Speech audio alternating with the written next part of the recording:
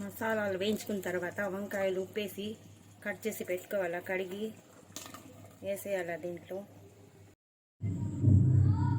2 spoon మిరప్పొడి, 1/2 spoon పసుపు పొడి, పచ్చి కొబ్బరి అరచిప్ప, 4 టమాటాలు, ధనియాలు, జీలకర్ర, పసుపు పొడి, 2 ఎర్రగడ్డలు మిక్సీ పెట్టుకున్నాను.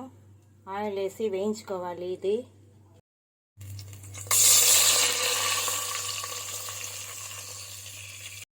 రొయ్యలు,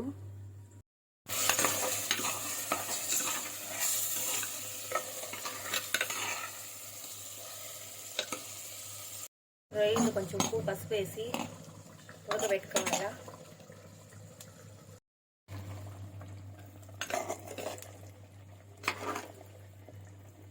పెట్టుకున్న రొయ్యలు దీంట్లో వేసేయాలా. 1 గ్లాస్ వాటర్ వేసుకొని వంకాయలు కొంచెం ఉడికినాక చింతపండు పులుసు వేసుకోవాలి.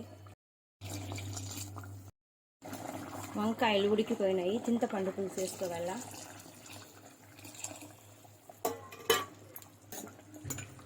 ఐదు నిమిషాలు ఉడికిన తర్వాత స్టవ్ ఆఫ్ చేసేయాలా. వంకాయలు రొయ్యలు పులుసు రెడీ. ఏమి రుచి, ఆహా ఏమి రుచి, మై మెరిపించే రుచి.